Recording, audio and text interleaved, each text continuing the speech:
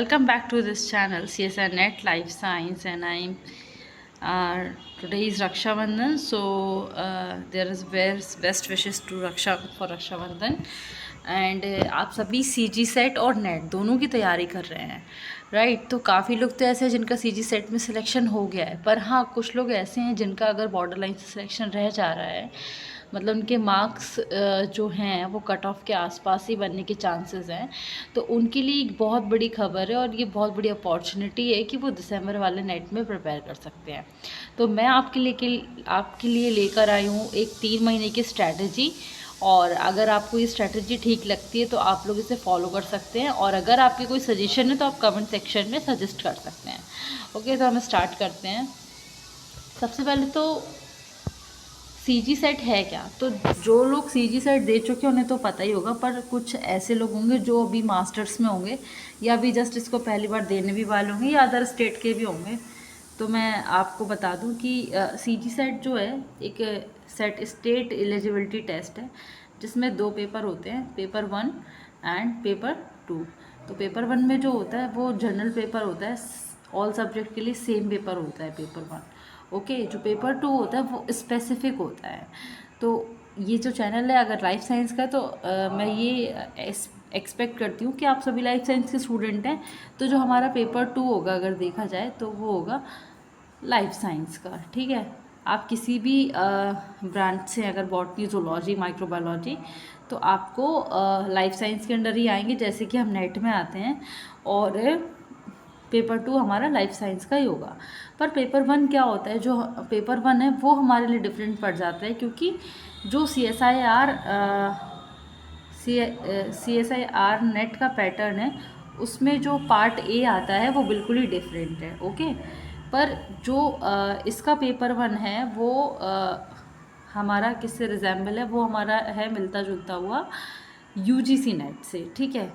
तो एक तरीके से UGC नेट के पेपर 1 से, तो एक तरीके से हम ये कह सकते हैं कि हमें पेपर 2 प्रिपेयर करना है, पेपर 1 एंड पेपर 2।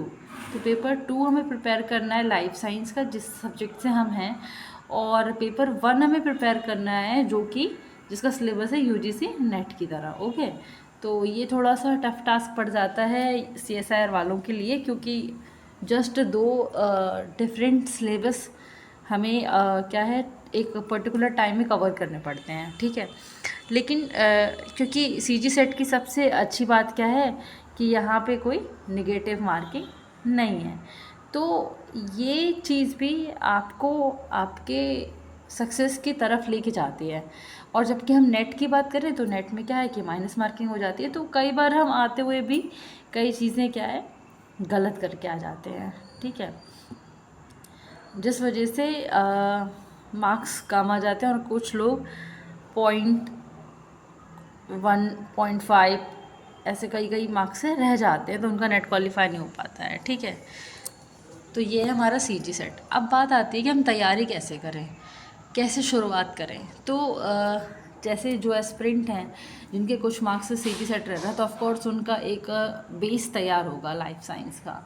जो नए हैं हो सकता है उन्हें टाइम लगे, क्योंकि मास्टर्स भी आप जैसे हमारा डिफरेंट ब्रांच से रहता है, तो जैसे कि मान लीजिए जूलॉजी वालों का अलग ही सिलेबस है, बॉटनी वालों का अलग ही सिलेबस है। हाँ, माइक्रोबायोलॉजी और बायोटेक्नोलॉजी ऐसे हो गए कि इनका ये टेक्निक वाली यूनिट मैच हो जाती है। बॉटनी वालों को प्लांट फिजियोलॉजी, इकोलॉजी अच्छे से कमांड होती है, जूलॉजी वालों की एनिमल फिजियोलॉजी बन जाती है, और उसके साथ डाइवर्सिटी वाली बन जाती है एक यूनिट। तो ऐसी हर ब्रांच तो होती है कि आपकी 2 से 3 मिनट में थोड़ी ठीक ठाक कमांड हो, बाकी 3 से 4 यूनिट बिल्कुल ही नहीं रहती जो आपने नहीं पढ़ी, और आप जानबूझ के उन्हें स्किप भी करते हैं, आपका इंटरेस्ट नहीं रहा उनमें, ठीक है। तो हम मान के चल सकते हैं कि हमारे 8 से 9 यूनिट ऐसी होती हैं कि जिसमें हम कवर कर सकते हैं, या हम थोड़ी सी कमांड अपनी बना सकते हैं, ठीक है। तो कैसे करें आखिर इसकी तैयारी, तो इसके कुछ ही सिंपल स्टेप्स हैं। पहले तो आपको यही है कि सिलेबस पता होना चाहिए। तो मैं वीडियो में तो वास्ट सिलेबस लेके नहीं आई हूँ, जो पूरा आपका डिटेल सिलेबस है वो आपको हमारे टेलीग्राम के चैनल पे मिल जाएगा, और जिसकी लिंक जो होगी वो किस में होगी, डिस्क्रिप्शन बॉक्स में होगी। ठीक है, उसके बाद सबसे ज़्यादा इम्पोर्टेंट अगर कुछ है यहाँ पे तो वो क्या है, आपका टाइम मैनेजमेंट। ठीक है, टाइम मैनेजमेंट, बाकी रिसोर्सेज की कोई कमी तो है नहीं, रिसोर्सेज तो बहुत मिल जाएंगे। बस आप में बात होनी चाहिए कि आप इतना स्पेसिफिक पढ़ो कि आपका एग्ज़ाम आपसे क्वालिफाई हो जाए। आपको एग्ज़ाम्स के क्वेश्चन के इर्द गिर्द पढ़ाई करनी है। ठीक है, उसके बाद क्या है, प्रैक्टिस और रिवीजन। ठीक है, जो कि सबसे मतलब कठिन काम हो जाता है। कई लोगों को तो रिवीजन करने की इच्छा नहीं होती और वो आते हुए भी कुछ नहीं कर पाते हैं। ठीक है, तो आप हमें उस कैटेगरी से बाहर निकलना है और एक अश्योरिटी लेनी है अपने आप से कि हाँ भाई हमें ये टेस्ट क्वालिफाई करना ही है हर हाल में। ठीक है, तो ठीक है, स्टार्ट करते हैं हम लोग डिस्कशन। सबसे पहले तो क्या है, इसका जो सिलेबस है ये है पेपर 1 का। तो इनके अंदर भी जो सब हेडिंग्स हैं वो आपको डिटेल सिलेबस चैनल से मिलेगा। अब जो टीचिंग एप्टीट्यूड है तो ये मतलब कह सकते हैं थोड़ा सा कैसा इम्प्लीमेंट करने वाले क्वेश्चन हैं। आप थोड़ी सी बेसिक नॉलेज से या थोड़े से अपना दिमाग लगा के क्वेश्चन इसके बना सकते हैं। ठीक है, बाकी रिसर्च एप्टीट्यूड ये पढ़ना पड़ेगा, कंपैरिजन भी ऐसा है जो सीखा जा सकता है, कम्युनिकेशन भी थोड़ा देखना पड़ेगा। और ये जो ऐसे हैं ये टॉपिक्स में आपको ज़्यादा मेहनत नहीं करनी पड़ेगी। डाटा इंटरप्रिटेशन हो गया, आईसीटी हो गया, और एक ये हायर और एक इन्वायरमेंट हो गया। ठीक है, क्योंकि आप लाइफ साइंस के स्टूडेंट हैं तो इन्वायरमेंट वाला थोड़ा सा बन जाएगा, और हायर एजुकेशन वाला आपका मतलब आपको चीज़ें इसमें याद करनी पड़ेंगी, फैक्चुअल चीज़ें ज़्यादा याद करनी पड़ेगी। और इससे भी सबसे अच्छा तरीका ये है कि आप प्रीवियस लगा लें, जैसे कि इस बार तो CSIR, इस बार तो CG सेट का जो पेपर है वो थोड़ा सा टफ होता जा रहा है। अब ये लोग हमारे UGC नेट के जो पेपर 1 है ना क्वेश्चन, उससे कॉपी करके डालने लग गए हैं। तो जो मतलब आर्ट स्ट्रीम से हैं, जैसे कि हिस्ट्री ज्योग्राफी वाले हैं जो UGC नेट दे रहे हैं, उनके लिए तो फिर भी ये बात ईजी है क्योंकि उन्होंने कभी ना कभी UGC नेट के प्रीवियस ईयर लगाए होंगे। पर हमारे लाइफ साइंस वालों के लिए तो ये बिल्कुल ही डिफरेंट हो जाता है, क्योंकि हमारा कोई UGC नेट से ऐसा कोई मिलता जुलता सिलेबस नहीं है, और हम लोग कोई ऐसे उससे रिलेटेड एग्ज़ाम्स भी नहीं देते हैं। पर ठीक है, अगर आपको सेट क्वालिफाई करना है तो हम कम से कम हम लोग इसके 5 साल में मैक्सिमम है। ठीक है, हम इसके चले जाते हैं 3 से 5 साल के प्रीवियस ईयर। ठीक है, किसके, UGC नेट के। और प्लस क्या करेंगे, प्लस हम लोग क्या करेंगे, CG सेट के। CG सेट के अभी तक शायद एक 2017 वाला मिलता है, 18 और 19, और अभी ये 24, तो 4 साल ही हो गए। तो इतने क्वेश्चन हम अगर इतने एग्जाम्स के क्वेश्चन अगर हम लगा लेते हैं तो हमारे चांसेस थोड़े से बढ़ जाते हैं। ठीक है, बाकी इस चैनल में आपको प्रीवियस ईयर के भी क्वेश्चन मिल जाएंगे CG सेट के, तो आप एक बार देख लें तो आपको एक आइडिया हो जाएगा, जो नया स्प्रिंट है उनको एक आइडिया हो जाएगा कि एग्ज़ाम की जो तैयारी है वो कैसे करनी है, मतलब एग्ज़ाम किस तरीके का आता है। ठीक है, अब ये जो सिलेबस है ये हमारे लाइफ साइंस का है, तो इसमें टोटल 13 यूनिट्स हैं। अब आप ये मार्क कर लीजिए कि किस किस यूनिट में आपके बेसिक्स ठीक हैं। ठीक है, और बाकी जो पहले से 6 महीने पहले, 1 साल पहले से तैयारी कर रहे हैं उनका तो ऑलरेडी लेवल ठीक होगा इसमें। ठीक है, जो बिल्कुल ही नए हैं आप उनके लिए ये है कि आप इसमें से सबसे पहले मार्क कर लीजिए। फॉर एग्जांपल मान लीजिए अगर आप बॉटनी के स्टूडेंट हैं, आपसे प्लांट फिजियोबायोलॉजी बन जाएगी, फिर एक जेनेटिक्स वाला पार्ट बन जाएगा, सेल वाला बन जाएगा, और ये इवोल्यूशन वाला इजी अगर नहीं भी बनता है इकोलॉजिकल बन जाएगा, और हो सकता है आपसे डाइवर्सिटी वाला भी बन जाए ये भी। तो आप मार्क कर लीजिए। ठीक है, मान लीजिए आपसे 8 यूनिट बन रही है। ठीक है, मतलब बन सकते हैं, आपके कॉन्सेप्ट क्लियर है। अब आपको काम करना है, 8 हो गए। ठीक है, तो बची 5, तो मतलब 3 से अगर 4 ले लेते हैं तो बहुत ही अच्छी बात है। अगर आप ले लेते हैं कि मुझे ये भी कवर करने हैं तो बहुत अच्छी बात है। बाकी आप अपने लेवल के हिसाब से चीज़ें मैनेज कर सकते हैं। तो इन सब के लिए टाइम कैसे मैनेज करना है, मेन ये है कि टाइम कैसे मैनेज करना है। तो वैसे तो आज कितनी तारीख हो गई है? आज तारीख हो गई है 19 अगस्त, ठीक है। तो अगर हम 20 से भी दिन गिने तो अभी हमारे पास 10 दिन ये पड़ गए हैं और 3 महीने रह गए हैं, और दिसंबर की डेट हम कोई मान नहीं रहे हैं। तो मान लीजिए 10 दिन दिसंबर में मिल जाते हैं, तो 20 दिन ये और ये 3 महीने, मान लीजिए हमारे पास 52 डेज़ पड़ रहे हैं। लेकिन हम इन्हें 52 डेज़ ना ले, सॉरी 52 डेज़ नहीं पढ़ेंगे। 20 दिन तो ये हो गए और 90 दिन ये हो गए, तो करीब 110 110 से 100 आपके 13 दिन करीब ऐसे ही टाइम पड़ सकता है, इससे ज़्यादा नहीं पड़ेगा।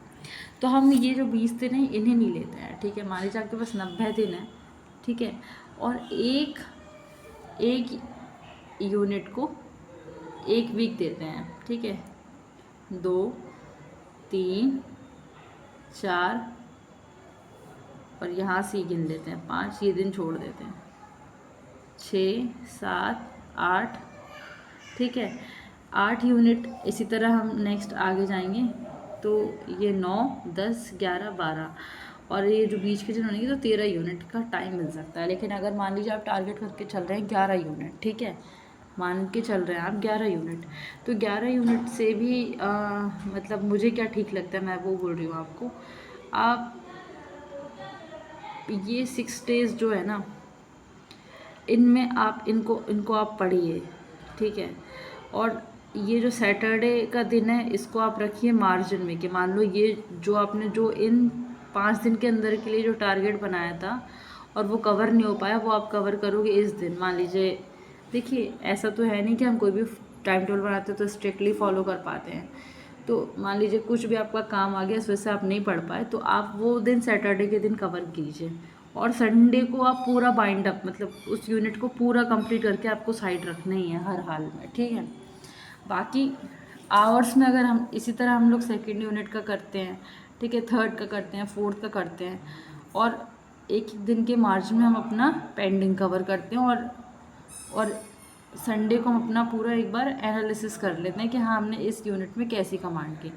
अब देखिए बाकी इस यूनिट से भी क्या करना है।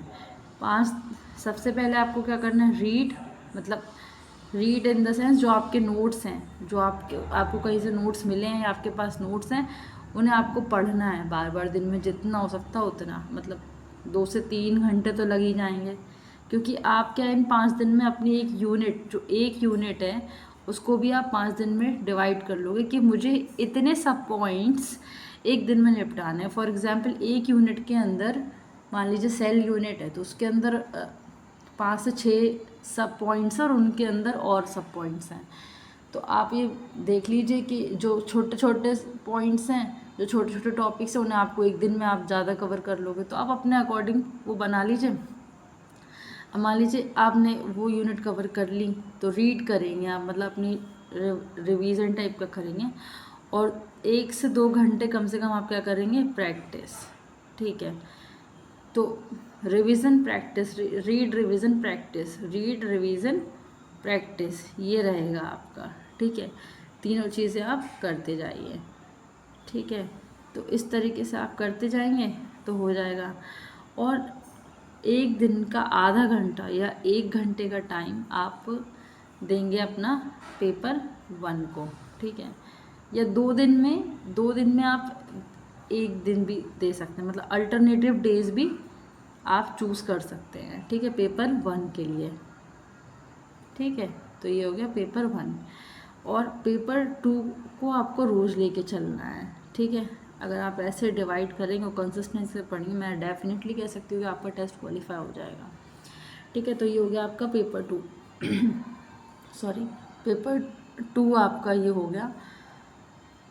तो ऐसे आपको पढ़ना है। मान लीजिए आप 3 घंटे कॉन्सेप्ट रिवाइज करते हैं या पढ़ते हैं, और 2 घंटे आप प्रैक्टिस सेट लगाते हैं, यहाँ पे 1 घंटे आप इसको दे रहे हैं, तो मुझे नहीं लगता कि 24 आवर्स में आप कितने भी बिजी पर्सन हो 6 घंटे नहीं निकाल सकते हो, ठीक है। तो कम से कम 6 से 7 घंटे अगर आप निकाल रहे हो, रोज़ निकाल रहे हो, तो मैं आपको श्योर, मैं आपको लिख के दे सकती हूँ कि आपका नेट क्वालिफाई हो जाएगा, या सेट क्वालिफाई हो जाएगा, और नेट भी क्वालिफाई हो जाएगा। फिर तो नेट भी इतनी बड़ी बात नहीं है।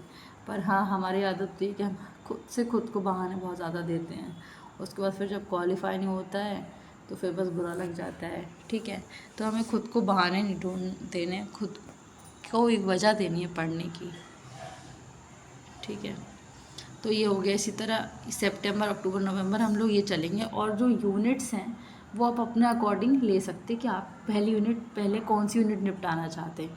कुछ आगे जो अपलोड होने वाली वीडियो वो इस पर भी आएंगी, कौन सी ज़्यादा स्कोरिंग यूनिट्स हैं, कौन सी स्कोरिंग यूनिट है, छोटे छोटे कुछ शॉर्ट्स आएंगे आपके लिए, तो आप उसके अकॉर्डिंग भी अपना गाइडेंस ले सकते हैं, ठीक है।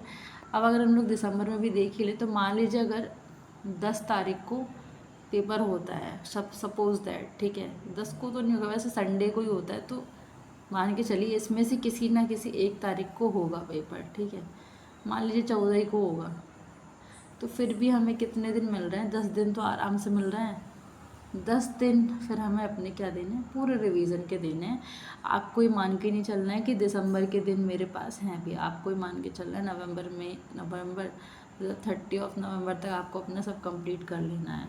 अब फिर जितना भी डिले हो जाए, जितना लेट हो जाए, ये आपकी अपनी किस्मत है, ठीक है। और ये सरकार का काम, इससे हमें कोई लेना देना नहीं। हमारा काम है मेहनत करना, बस हम मेहनत ही कर सकते हैं। बाकी सोचने से और किसी भी यूट्यूब में ये सुनने से कब क्या होगा कोई फ़ायदा नहीं है, ठीक है। हमें सिर्फ अपने आप का माइंड मैप करना है कि हमें क्या क्या करते जाना है, ठीक है। तो इस स्ट्रैटेजी के साथ हम आगे बढ़ेंगे। और रिसोर्सेज की अगर बात कर लें अब, तो क्या सिंपल बुक्स हैं, पर मैं आपको यही सजेस्ट करना चाहूँगी कि अब ये अगर आपको मतलब 3 महीने में या 6 महीने में CG सेट या नेट आपको क्वालिफाई करना है, तो मैं तो नहीं बोलूँगी आपसे जाके कि आप फॉरेन ऑथर की बुक्स पढ़िए, क्योंकि वो बहुत टाइम टेकिंग होती है। मैं ये एश्योर कर सकती हूँ, आपको नॉलेज तो बहुत ज़्यादा होगी लेकिन वो बहुत टाइम टेकिंग है। वैसे पढ़ के आप क्वालिफाई नहीं कर सकते। अगर आपको सेट या नेट क्वालिफाई करना है तो आपकी इन्फॉर्मेशन स्पेसिफिक होनी चाहिए। तो कई रिसोर्सेज हैं, कोचिंग के नोट्स हैं, PDFs हैं, शॉर्ट नोट्स हैं, या आपने खुद बनाए होंगे उन्हें, या फिर किसी यूट्यूब चैनल को फॉलो कर सकते हैं, जैसे कि यही है CSI नेट लाइफ साइंस है, या आपको कोई और भी अच्छा लगता है आप उस जगह से हेल्प ले सकते हैं। बाकी सेल्फ स्टडी बेस्ट होती है। अगर आप खुद पढ़ रहे हैं तो ये सबसे अच्छा है, क्योंकि जो पढ़ा रहे हैं वो भी तो पढ़ के ही पढ़ा रहे हैं ना, तो इससे अच्छा आप खुद पढ़ लेंगे, वो ज़्यादा बेटर रहेगा। तो आप खुद पढ़ मतलब प्रीवियस लगाइए, उससे आपको खुद पता चलता रहेगा क्या क्या पढ़ना है, कैसे पढ़ना है, आप अपना कंप्लीट करके आगे बढ़ते जाइए। ये रिसोर्सेज हो गए। बाकी प्रैक्टिस वही संडे का डे है जो, तो हमारा प्रैक्टिस सेट करेगा, आपको दुनिया भर के मॉक टेस्ट मिल जाएंगे। और मैं खुद कोशिश करूँगी कि चैनल में आपको मॉक दूँ या प्रीवियस की सीरीज़ एक ला के फिर से दूँ। और आप लोग कुछ और भी जो नया है, जो कम टाइम टेकिंग हो, वो आप मुझे सजेस्ट कर सकते हैं, ठीक है। तो हम लोग उस पर काम कर सकते हैं। और बाकी आगे रिवीजन बहुत इंपॉर्टेंट है। अगर रिवीजन नहीं कर रहे हैं तो कोई फ़ायदा ही नहीं है। जितना भी पढ़ लें, जितनी भी प्रैक्टिस कर लें, कोई फ़ायदा नहीं है। मतलब ये मान लीजिए, ये वो जितने भी आपने स्टेप्स फॉलो किए हैं वो एक बॉडी सिस्टम है, और ये क्या है, ये हर्ट है, ठीक है। अगर आपने ये काम नहीं किया ना तो बस वो पूरी मेहनत आपकी बेकार चली जाएगी। फिर बाद में ये सोचने से कोई फ़ायदा नहीं कि मेरा नेट क्यों क्वालिफाई नहीं हुआ या सेट क्वालिफाई क्यों नहीं हुआ। और उसके बाद सेल्फ एनालिसिस कि मेरी किस चीज़ में कितनी कैसी ग्रोथ है, अब मेरा उस सब्जेक्ट में कमांड है या नहीं है, और अब मेरी क्या सिचुएशन है जब से मैंने स्टार्ट किया था।